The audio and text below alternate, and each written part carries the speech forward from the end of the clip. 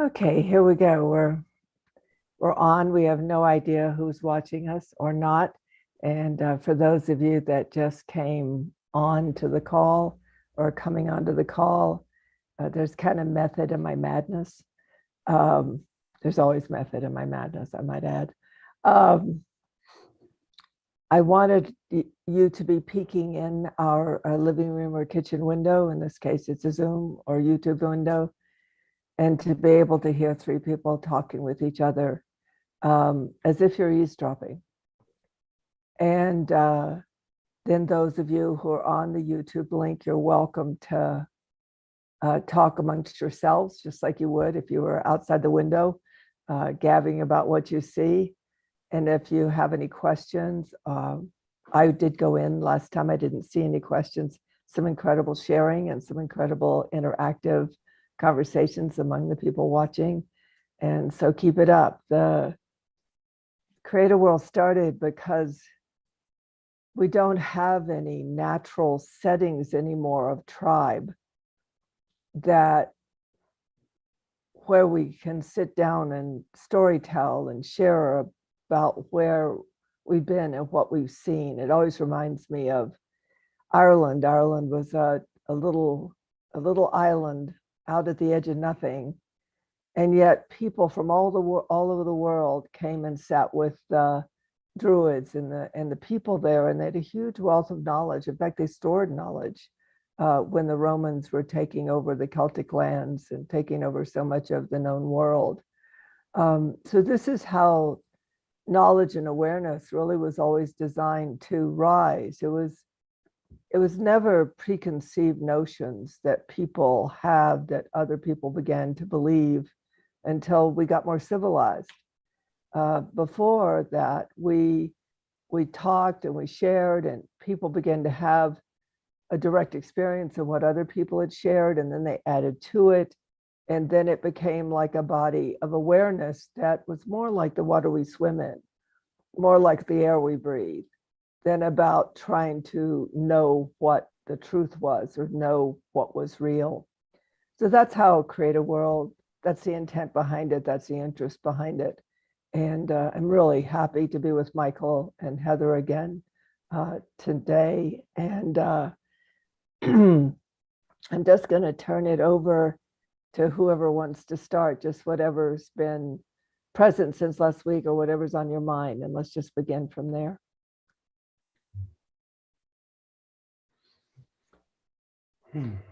Well, I'll start, I think, if that's okay. You gave us a prompt quickly in an email earlier. What have we been seeing in people in the last week? And I heard you before we started the call speak to depression in the field. And the surprising thing for me was that was the opposite of what I've seen. I've seen a lot of optimism and hope growing in places where I haven't been seeing it in the past. And I think that's really important. The line of work I have, I constantly see people in pretty dire straits. And it's my job really to help them focus on their innate health and the well-being that they are, and to incorporate the experience of sickness or paralyzation or whatever is holding them back as far as they can see, helping them to accentuate that as a path and a means of further wellness. And you bringing up the druids, of course, like really gets to my heart, because I mean, that's, I think, such a huge part of my lineage and a big part of the living wisdom that I carry. And I want to, on that note, say that, yes, Rome pushed us to where we were only in Ireland. And then the English conquered us and really suppressed our culture. as happened around the world to all indigenous wisdoms. But all of that was a stepping stone to this age of information where we are now. And this place where we're able to speak the same language. Maybe it's not Gaelic or some kind of more ancestral language, but we're all mostly understanding English today. And we all have these technology devices, and now information can stream again. And now people like you creating these oceans of wisdom that people can swim in, there's a rapid change happening. And we're going from this part of history where it's been darker, darker, darker, darker, to a brightening and an exponential brightening. And there really is reason for hope. And many of the things that we see as bad or wrong, if we can reframe it and see that there's opportunity there, and that everyone is bringing a truth and a wisdom, and that the conveniences of life that have crippled us have also allowed us a lot of freedom, and that there really is a bright dawn and a lot of possibility. So I guess I see a reflection of maybe what changed in me in the last week. Maybe I've been more optimistic, and so I've seen it in other people. We tend to accentuate what's inside of us. There's these sayings from the Vedic scriptures. They're the great sayings, would be the translation of the Sanskrit word. And one of them is Tatvamasi, thou art that. And typically people translate that to thou art Brahman, thou art God. But really, truly, it applies to everything. You see a dog barking, and maybe it's barking at you. Instead of responding in fear of like, oh gosh, that dog is barking at me, you can ask yourself, how am I a barking dog? You see some scandals in politics and realize that there's the essence of that, that's you. You see a beautiful tree and flower, you can realize also that that's you. And so I think there's really a shifting of consciousness that is our ability to heal. And it's something we have to constantly cultivate. We can tell story after story of oppression and misdeeds and point fingers out at the world. But there's also story after story of resilience and beauty. And it's really up to us to truthfully cultivate beauty, not only put on rose-colored glasses to live in a world of our own illusion, but put on rose-colored glasses because they feel good. And that's a big part of life, is to live. That we don't need a lot of meaning. It's a beautiful blessing just to be alive. And if we're grateful for the little bit of whatever we have and not focusing on the things that we don't have, then that little bit of what we have will become a lot. Somebody on the WhatsApp thread, I said the way out is through. And years ago, 45 years ago, when I saw these times, I just think about when you're in a family and someone's been in a car wreck or something has happened that's really shocking and upsetting. When it's right next to us, we feel it. We are in the tragedy of something in that moment. We are in the sense of loss, and we do pick up on, we call it empathy, but we leave the word alone right now. We as human beings really do worry we won't be with the ones we love when they're ill. And my sense is, in creating a coherent community, is that nobody's distant anymore. It doesn't matter who you are, where you are, it's up close and personal. And we have been so defranchised in the real personal. We've had everything be so separate from us for so long, and ourselves so separate from the world, plus a tradition of don't stay away from people, you'll feel their pain. You know, that tradition, which we won't go into that. That I think it's something very beautiful that's occurring, that I think the other centricity, we were talking about this the other day, the other centricity is we have this I centricity, but that I is I separate from everything else. But it does seem that the I they is morphing into a we, and that the new I is actually we.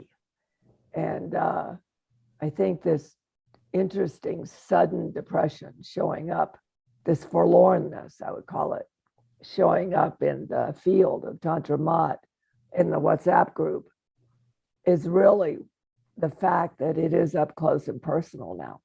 And I also have learned through the fact, you all can probably frame this better than me, but it really is, we are one system. We are a one soul species. And my experience has always been that when somebody's in the heat of something, they're on the court about it. There are really guns pointing at them. There's really a car that did hit them. That this shared experience takes the heat off their healing process, so they don't have to feel the weight of the impact of the occurrence on themselves. And we've certainly found that true in our healing thread. It does seem to alleviate the stress, a certain energy. I'm not talking about personality stress, but in the field of shared oneness, it does seem to alleviate the stress on a system, which is not used to being so up close and personal. It's not. And it's really rich to be that. Because we, like you said, Michael, we not only are sharing each other's sorrows, we're sharing each other's joys. And I do think we're in a singularity where both are equal, where everything's fluxing into a fusion, where we'll end up with something none of us could have imagined. Thanks. Heather? Well, actually, I wanted to ask Michael his understanding and experience with that word swastika, the healing as establishment in self, and what you were talking about with thou art that, etc. But ever since Tantra found that word, like 2016, we've been exploring it, and it's one of the guiding principles of my own practice in my own life, is that we have all the answers inside of us, and there's this amazing aspect of self that is connected, and that anyway, I'm curious your interpretation of that.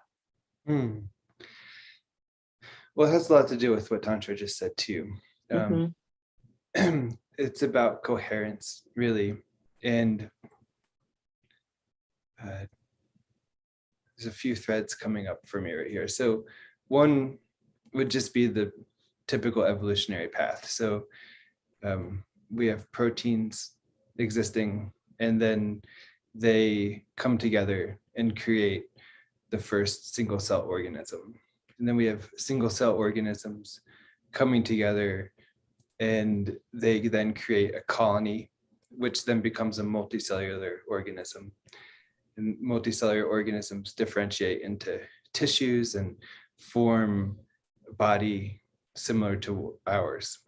And the next stage of evolution is the coming together of bodies into a larger environmental being. And in one aspect of swastika, which is establishment of self, but swa also means exalted. So it's the exalted self. One aspect of that is coherence of a field, coherence of the environment, being in your place, holding your tent pole, sort of. And then the other relates to a more timeless essence of self. I always come back to this quote from Jesus. He said, before Abraham was, I am. That essence of I am is swasta. And so it's relating to a timeless aspect of self, something far beyond our mental constructs and stories.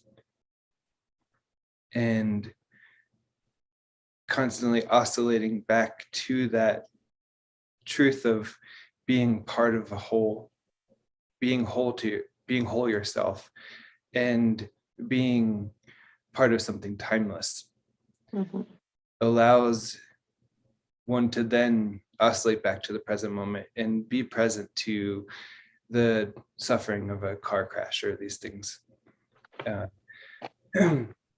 So really rooting in the deepest truths of self, that is swasta, and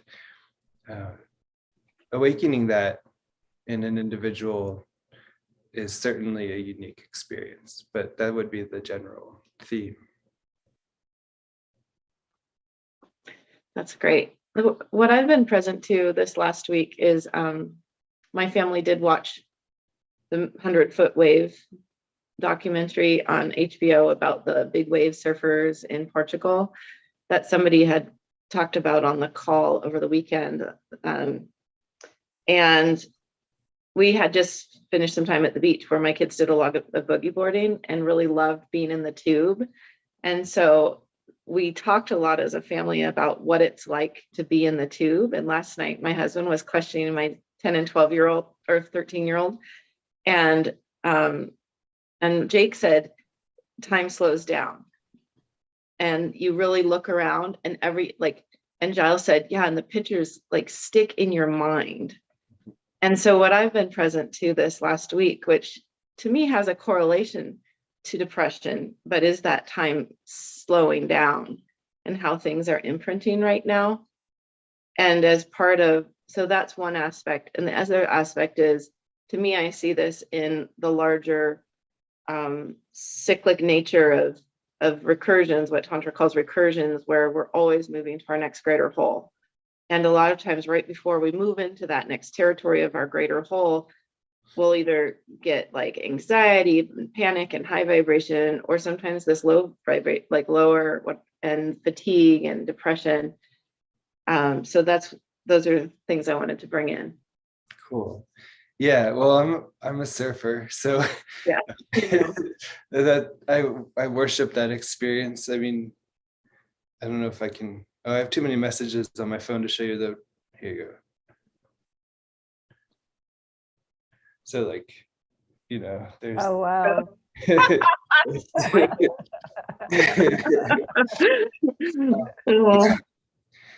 Yeah, that, so okay, in order to get to the pit, in order to get to that experience of being tubed, being in the lap of the wave there, you have to drop in, you have to stay on the board through that whole experience of falling, and then you have to come back up, and then you have to stall and get into the wave. And so really the idea here is, how do you ride a spiral, right? I mean, the being in that experience of the pinnacle of I'm inside the tube, that takes a lot of surfing. It takes a lot of positioning. And so it's a reaction to the wave, so the wave, you have to go through the bottom to get back to the top, to then get stalled and sit right in the middle there. And that is our life experience. Certainly we have to go down the face, and we might face plant, we might get tossed, we might get held underwater for as long as our oxygen can handle, and we really might even die. But there's always another wave, and the ocean doesn't stop putting waves out, so there's always another opportunity to do it right. I think even if you die, but that's a whole other story. Does that cover what you're saying? Yeah. Yeah, talk about the time slowing down aspect. Well, I think it's just a arriving, Mm. and certainly the time starts to slow down from the moment you start paddling for the wave, right? From the moment you start to match your speed to the waves. And that's how you catch a wave. You have to be going the same speed as the wave. And so you have to meet time at the flow of its unfoldment. And by doing that, really what you're doing is matching space. What unfolds is space, not time, right? Time is the measurement of space unfolding. And so you match yourself with the essence of space, and that puts you outside time in a sense. I want to add something to that because I've been observing myself because for the last, what I think, under a year or a little over a year, I've been in the process of transmutation. So there's a tremendous amount of patterns that are not from my past. And so I've been in the unknown a lot and not able to apply anything known to the unknown, where a lot of times there is the capacity to apply the known to the unknown. But I really was fascinated at the patterning in our WhatsApp thread of the field of Tantra Maat, because if you looked at it, I would say they couldn't get off the board, but they were hitting the wave and their system was stalling. And it was associated, interestingly enough, all three events, people sharing it, it was also associated with someone who had died. They didn't know they died, like an ex-husband. It was associated with, I think, a daughter who suddenly called and her mom and said something. So we have this part I just shared about the empathy part. I mean, we just shared that, but I'm doing this body of work the first weekend in April for this very reason, because just mapping myself, which is valuable, I was observing the deep grit of this kind of feeling like, I don't know if I can do the words, like, oh, I know how it came to me. It was like, it was okay for me to die because just making money one more month was too hard, all this list of things. But when I looked at the systemic nature of it, not the chatter, when I came out of the chatter, I had to laugh because the systemic nature of it was, what do you do when there's nothing left to do? What do you do when you are riding the wave, whether you like it or not? And I was laughing because I thought, wow, I may just take, between the times I am scheduled to do something today, I might just meditate, not fill it with doing. And for me personally, I've never seen the value of meditation, usually because I do my grocery list and solve the problems of the world and figure out everything I have to do when I get done from my hour or more at a meditation. But this is a systemic conversation. This isn't a personality conversation. And I could feel, wow, my system would really like that. It would really like to bundle up and go outside and sit in the chair and be with the sun. And so I think anything either of you have to say about it and what you're paying attention to. See, I do think the body is in charge now. I think the personality is the effect of what you said, Michael. I think the body's perky. And I think we're misinterpreting its systems. I think we're, basically, I would say depression means stop, be, relax, meditate, empty your brain. And I find it fascinating because my interest in these conversations, and also not to get a truth, but to literally map what our bodies may be doing now that we're having a direct experience of, not a belief about something that we hope we experience sometime in the future. So just over to you all on that. And I am going to do that, by the way. I'm going to go sit out and bundle up and stare at the dragon. Mm. Well, that is the shift. That is I am. That is swasta.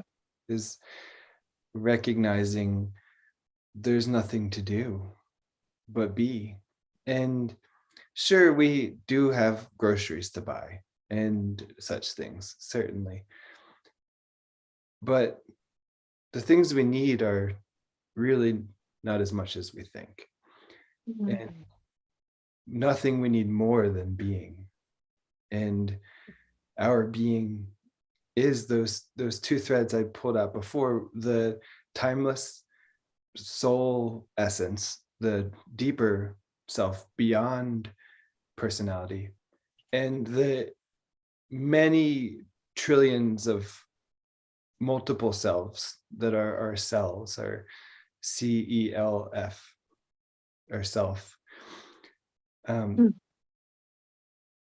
All of those sacred little beings that comprise what we think of as us, recognizing the exalted sacredness of each of those cells and the exalted sacredness of our essence coming through and creating a coherence within that cellular organism.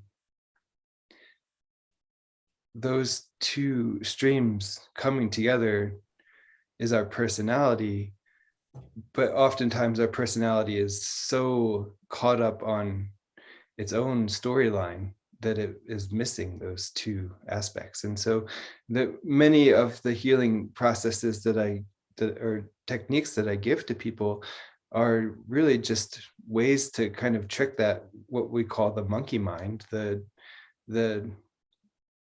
primitive thought process, perpetual thought process, to just kind of step aside and let the soul self and the cellular self, both aspects of self, to be in their exalted state, which is their natural state, which occurs in moments of flow state, when we're in a wave, that at that moment the mind is shut up and we are connected. But we don't need the mind to shut up to do that. All we need to do is to see the mind also as wave phenomenon. I always use the analogy of a river. Like if you go and sit at a river, you don't watch one drop of water and just follow it all the way until it's out of your view. You just let the whole stream flow. And I think that's what life wants to be. It wants to be a flow and a stream. And so if we follow thought after thought after thought, we're actually blocking the flow. And thought is another stream. It's another fluid experience. And if you can just sit back and watch thought like a river flowing, then you disassociate, but in a really healthy way. You disassociate from all those stories, and then you're suddenly just sitting there at the bank of the river where you've always been. Just one aside, because there are people that are going to be doing timeless time with me. It's amazing to try to advertise something nowadays. You just can't. So what I do is just make dates with time, because that's really, there's no way, whatever mind we've been operating in, it does not operate in a let me tell you what's going to happen method anymore. It really isn't be here now, whether we like it or not. But what I love about what you said is I was thinking about sending something out, except the truth is I don't have any idea. We'll be in the unknown. But what I did see was that I'm fascinated to see what happens in the personality matrix of consciousness when we're dealing with adjusting, I would say, ourselves to how time works now.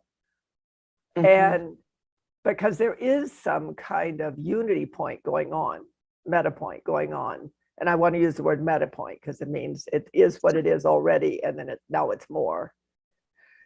There is some kind of meta point happening of what you call the timeless self, and linear local self. There is some kind of chiropractic adjustment going on there. There just is. And so when I was realizing what was going to unfold in this intense 2.5 days, I knew it was that self, what you're talking about. And I'm not going to put it down in words because I'm just not bothering. I'm not bothering to even advertise it, because all I need is to shift it into the coherent consciousness, and then it becomes part of the river. And everything in my now is, there's no about how many people, there's just about getting the thought or the thoughts into the river, because I do think there's a huge coherency happening. And I do think it's why people are feeling, and in our case, because we dedicated ourselves to be on behalf of, we are dedicated to feeling what's in the river. We are dedicated to that. And it's an incredible tantric experience, because out of moving through it and moving it into flow, you become more. Totally seems to go against the grain of what we've been told up till now. I just don't happen to remember what we've been told up till now, thank God. And but it does go against the grain of some kind of patterning that I think we were at the effect of for a while, and how we were to perceive. I think so. Heather, for you? So I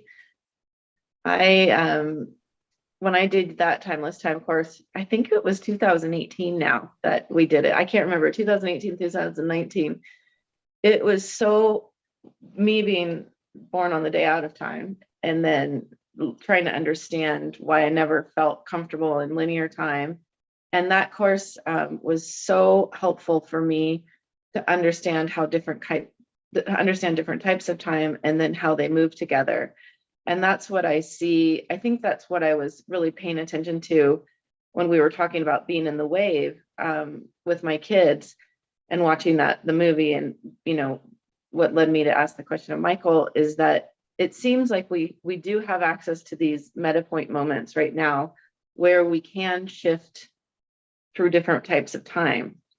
And so to me, it's really significant that we're in slowed down time, or maybe even like a vertical time or eternal time or something in that moment in the wave. And there's something that is occurring, I totally agree, in the human body that is able to make that shift with more awareness. And then I think going back to the last week's call about finesse, I think there is a certain finesse that is emerging by us becoming more like it's in the consciousness now. But then also for me, I have to learn about it. Like I love the mental aspect and learning the mental frameworks of, say, different types of time. And that to me is really helpful, because actually, Tantra will be so happy. I listened to one of Julio's big long talks last week, because Tantra and I are doing this coaching training starting in a few weeks with Julio Odala. at the Newfield Network. And in that, he basically was talking about how language is so important, because without language, you actually don't even see it. Like he was talking about going out into the sky, the night sky, and we go out, we go, oh, look at all the pretty stars. But if you go out with somebody who's an astronomer, you'll start seeing planets, and then you'll start seeing constellations. And by having that mental knowledge, it's like when I had friends studying grasses in college, and I would look out at something and just see grass, and he would come out and show me, grasses, all these different grasses. And so I love that course so much, and I'm redoing it because every time is different depending on, the collective consciousness is different now. We just have a different starting place. So I'm so excited to see what comes up, because I love that mental framework to then understand what I'm noticing on the table, what I'm noticing in my own body, what I'm observing. So there's this neat, like I think of Michael as being so great about just sitting and observing everything. And then I'm like studying and learning and reading and talking, and then I go to observe, it's like multiple entry points to new knowledges. I'm definitely studying and learning and talking a lot more than I look like right now.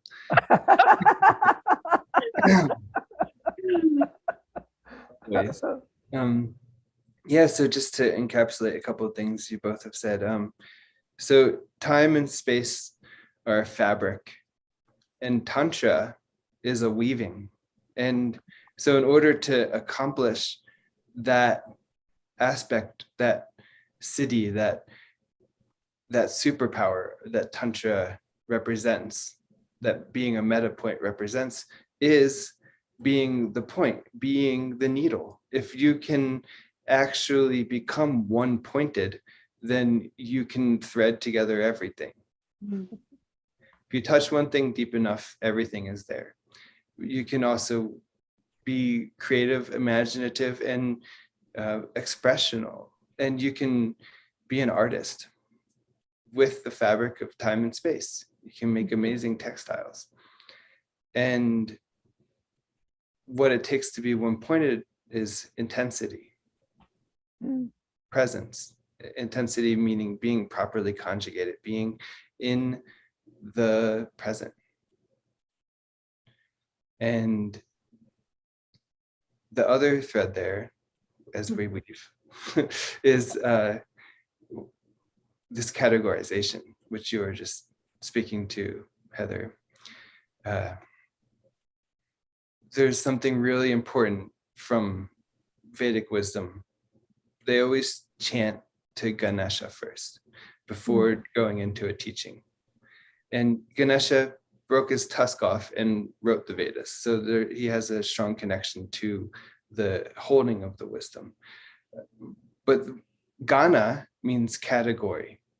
And so this being who is considered the creator and destroyer of obstacles is representing a concept. All Vedic gods and goddesses and demigods and all that represent planetary, universal, cosmic truths inherent to our unfolding universe.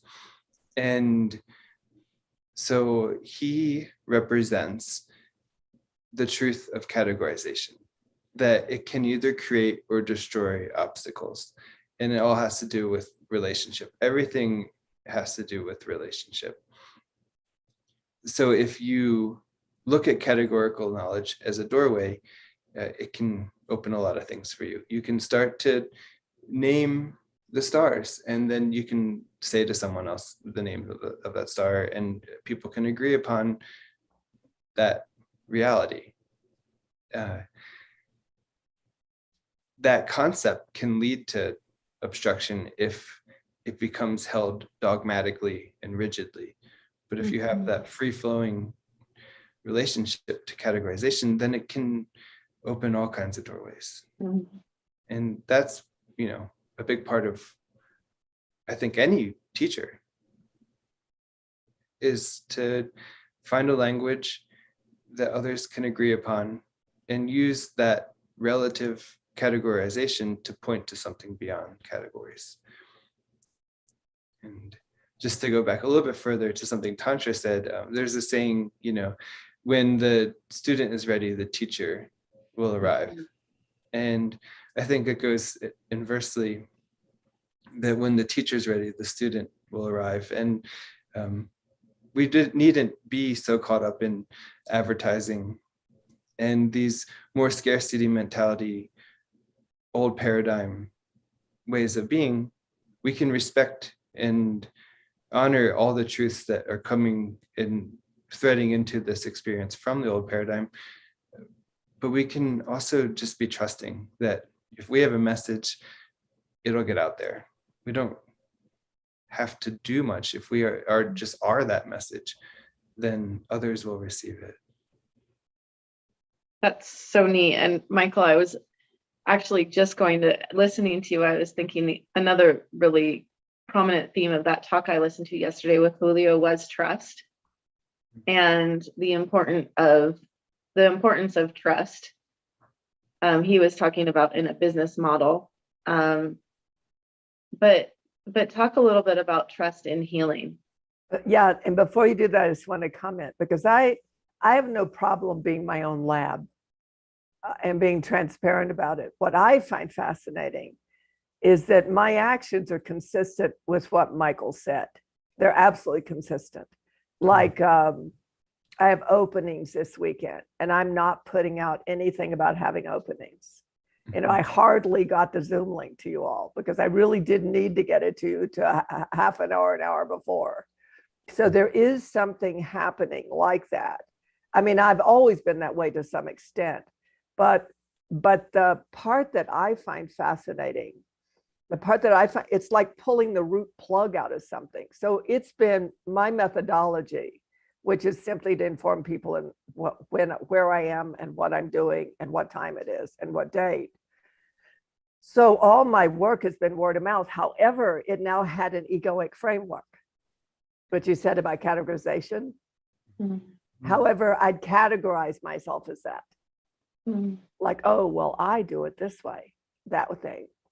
So now it's there, and I don't know the words. I also had to laugh because Saima gave me the spiritual name Ganabika Amma, the mother of Ganesh, and so I love that. I'm gonna preen about that today a little bit. But the part that's interesting to me is even though I'm clear about how I operate, which is very consistent with what you said, my survival system isn't. Mm-hmm. Well said. And I can tell the plug that is being pulled out of the solar plexus cellular system. It's like, it's one thing to say you're going to be something. It's another thing to have the system let go of something that it is found had you survived. And I really wanted to get it into the conversation because I am now talking to people who don't. I have one person that doesn't want to be medically licensed anymore as a chiropractor. I have another person who's a cranial sacral, interesting, they're in my field, cranial sacral person who really wants to talk about the 7 tribes and how we're reliving the 7 tribes in our civilization. But she's scared to do it because her methodology is what's let the public come in the door. And she's scared if she starts saying what she's seeing, she'll lose her income. And the reason I'm saying this is there's a way, I'm talking like you're not here for a minute, Michael, to the public. There's a way Michael talks, it's very philosophical, but you got to get, I know him. He lives it. In fact, we butted heads one time about some things. So we all live this, you know, and we're in the living of it. And our spending our time to do this is because of the conversations we've had that have gotten us over humps. That I talk about space and time. There does seem to be some interest in getting to the wave. We don't seem to want to hang out waiting on it much anymore. And being able to understand that sometimes the only way I can say it, and I don't think it's accurate, is our whole system of being creation-based being is now operative. It's, you know, there is no longer us driving the horses are pulling the cart and we're along for the ride. And the more, like Heather is saying, we can characterize it and give it a character, give it a story. I agree. Then people have a way to ride the wave of very intense experience, very intense. Doesn't matter if it's ecstasy or agony. Doesn't matter if it's fight or flight. It doesn't matter if it's because that's what it's like when you're having to focus standing on the surfboard. It is intense, and intense is not bad. Totally. Thank you for my 2 minutes. So I have a few things to say here, which aren't all directly paragraph related to each other. But just going back through all the things that were just said. My favorite quote, one that I like to keep in mind, is from Winnie the Pooh. He says, when whenever I have somewhere to be, I find that if I stay, somewhere comes to me.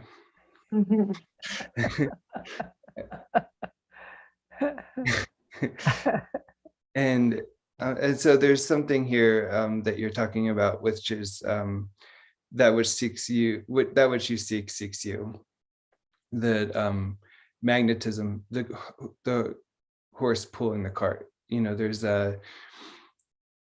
There is already an attractive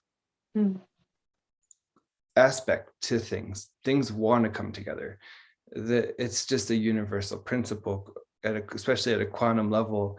There is a connectedness between all interrelated things, and all things are already interrelated. So there's a networking that is already in place that we can plug into.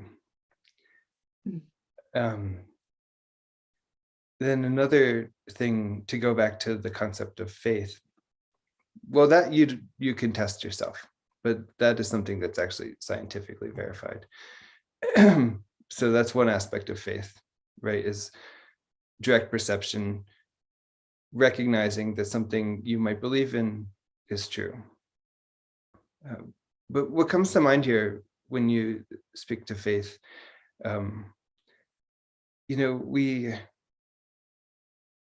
we had kind of started off with this concept of all these indigenous cultures around the world being almost wiped off the face of the earth.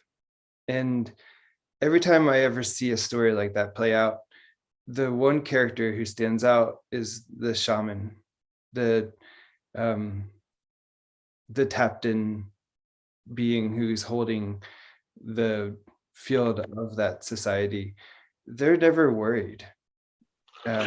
Or at least they don't seem to be worried in a lot of the stories I've seen, a lot of the real life and fictional presentations of real life stories. There's a knowing of a greater good, even in the face of obliteration. And I could point to the Dalai Lama, for instance. There's something about him that, despite being in exile for most of his life and having his culture almost wiped off the face of the planet, he's still joyful and optimistic. And he doesn't hate the Chinese people for what they've done. And you can look at all these cultures, or even you could even look at Star Wars and look at Yoda, one of the last surviving Jedi. There's so many examples of this. But if you ever do meet a shaman, most likely they come from a culture that is near obliteration, and still they have a trust in magic, a trust in the rightness of all that has been wrong. And how do we find that for ourselves? Well, it takes practice. Faith is not believing in God. It's not believing in a certain thing. Faith is getting up in the morning and choosing to take a breath, choosing to clean your eyes or clean your ears, scrub your faculties and look at the world. And it's taking a next step. Faith is moving forward. It's really, at its essence, gratitude. And the best way to cultivate trust is to cultivate innocence. You don't see depressed 3-year-olds very often. So what happened to us since we were 3 that we now have the sophistication to be depressed? And how do we get back to that innocent nature of jumping out of bed, ready for the day, being grateful that the sun has risen? Despite whatever is outside the window that looks bad, what is outside the window that you can be grateful for? Cultivating gratitude and appreciating life. being alive, that is faith. Just breathing, that is faith. That's trust. And I think if we can get really small with our scope and just focus on that simple breath, like you have it there, it's there. If you're alive, you're breathing. And that, for me, fills me with belief that there is possibility, belief that there's good, belief that there's something to have faith in. And so, because we can consciously and unconsciously breathe, I consciously allow myself to take the next breath. And then I am both involuntarily and voluntarily breathing, and I've now entered back into coherence. So I would say faith is taking the next breath. Trust is taking the next breath. I love that. I want to hook into what Heather was asking, and to both of you, because I want to go back into the conversation intensity. A lot of us, a lot of human beings have a fairly strong doctrine, Michael, at least the people I seem to interact with, of what you have spoken about. I do, however, so kind of a key of if our next breath is our generative spirit of faith and trust, that alone starts to calm the body down. What I'm interested in is when Heather said that, and I think I said it, I'm going to say it right, and correct me, Heather, if I'm not. How do we translate all this into a person's relationship with their body? Because the body seems to understand intensity a lot more than we do. I'm diagramming it out. In case you all wonder why our head goes down and you see. I always take notes. She always takes notes. So just anything about that, would you see, Heather, or like from a body point of view? Because I do think our minds go ape when the body decides to take on a process that it needs. See if you can see this. Let me see if I can put this here. So what I saw was that it takes agency, so action. And I love what Michael said is we have to practice it. And then, so I was thinking of the different practices concretely, because you know me, I like method, of like the craving exercises. How do we bring in what we want here?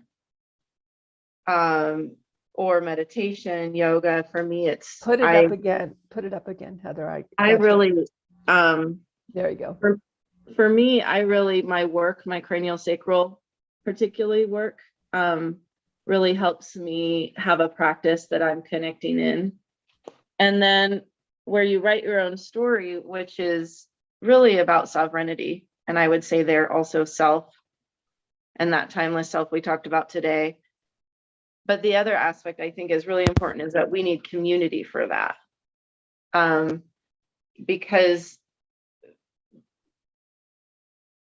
if we're going to take this agency to bring in what we have to bring in to this world, it's hard to do it on your own. You know, like the Druids had a culture of Druids that supported the Druids. Even the common people supported the Druids. Everybody, you know, the monks get to beg because there's a culture of supporting the monks, knowing that they're doing this important work. And so for community, it's like family, even the people that come to me committedly once a month, what we're able to do in there, just that commitment, and then probably, you know, me being there for them, it opens up whole different healing and possibilities. And actually another thing I tracked Wednesday, which was my last day on the office, is right away in the first 2 patients, both of them were new, and both of them, by the time they got on the table, which was not hardly any time, they both said, "Oh, you can do whatever you want. I trust you." because I'll ask people, do you want a chiropractic adjustment in addition, if I feel they need that. And so that theme of trust has always been really present in my practice. But yeah, it's fun to think about what in your life, like what's the practices in your life that help you write your story, and then how do we have community support around that? Yeah, and family support, Yeah. spousal support, all of it. Mm-hmm. Yeah, that one's important. Yeah, and a big part for me has been in this journey I've been on the last 6 or 7 years now is for me recognizing what I need to ask for, what is coming up for me and what threads that we hold. And while I was talking, one Tantra told me a long time ago,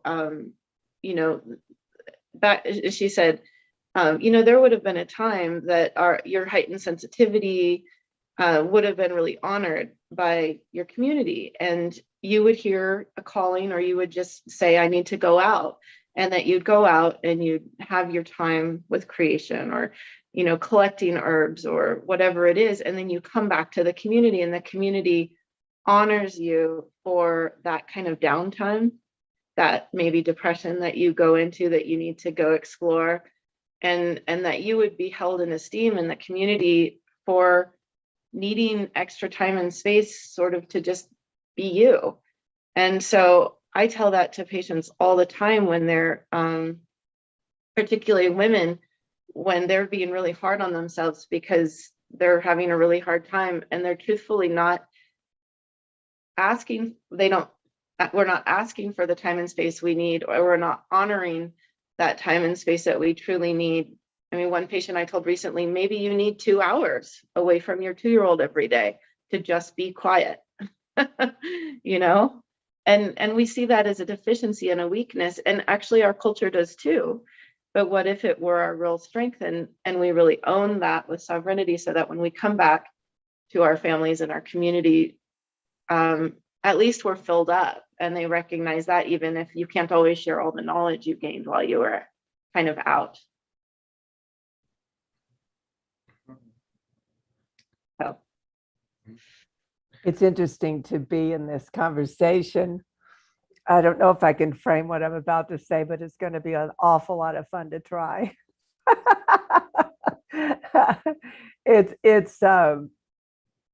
There's this beautiful blend going on, which I always love when we get together. I always love it. I'm hesitant to give it roles, because then everybody gets caught in words I don't want to get caught in. But there's such a blend of the druid, and the healer, and the mystic. And the shaman. There's really such a blend of all those archetypes of human consciousness. It's always available. I always forget it till we're all, the three of us are talking, and I forget the hunger I have for that, which is actually why I'm, we can say we're doing a coaching class, but truthfully, we just want to hang out with Julio, and we're willing to pay money for it. That's really the bottom line. because it's a community, and this is why, and it's, I have to get, let's see how much time we don't have much time, but I want to say it. We were trying to figure out something, a group of us, about why we didn't feel fulfilled by a particular body of work we'd taken on together. And it wasn't really about anything we get our finger on until we hit the word acceleration. And I realized that one of the things around it, I do want to stick it, we're going to go over about 5 minutes, if that's okay, because I don't want to leave this call without that. And since we never quite know when we'll be back together again in YouTube, I want to get this said. And when I said acceleration, I realized there's an incredible relationship between acceleration and intensity.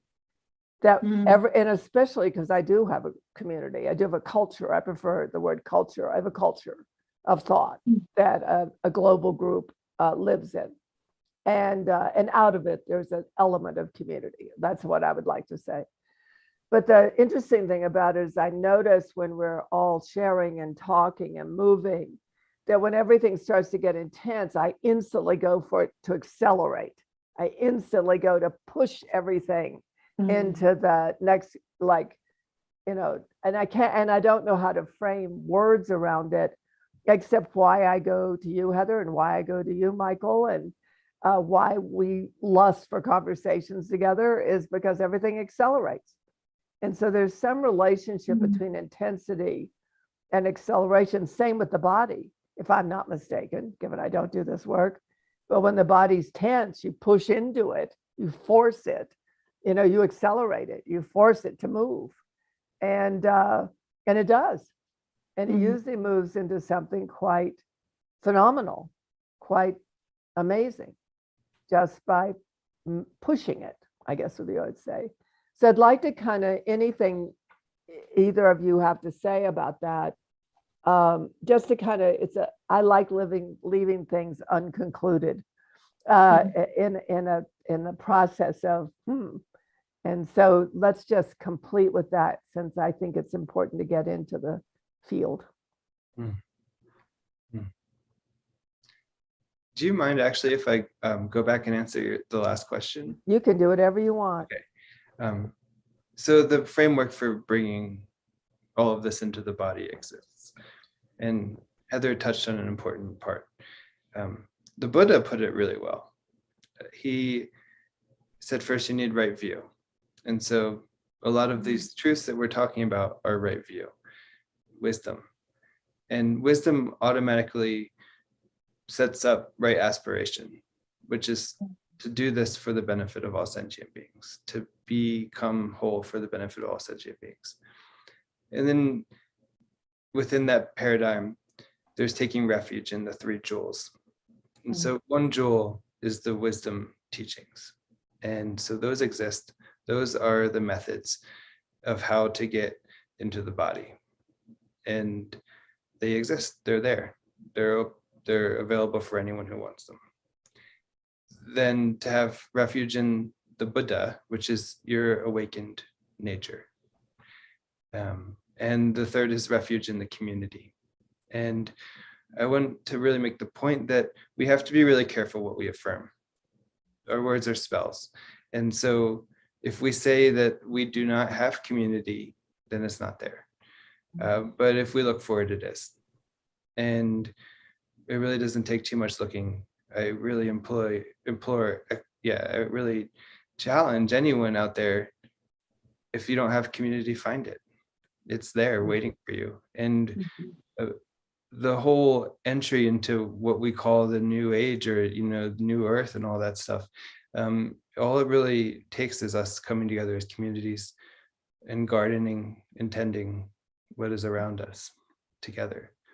We can't do this alone. We can't heal alone, but together we can do everything. And so that's what I'll say. Wow, score. That's one of our new commandments. Score. Heather. Yeah, I'm complete. Yeah, great. Great. So thank you both. As I scale and as things become intense, it's beautiful personally to have you out there, or in here is probably more accurate, or out here maybe is even better. And I look forward to what we're creating together, and who we're being to the world together, and who we're being to the world individually. And I look forward to the people who get to be on these calls, being able to accelerate with grace and ease into their next greater whole. See you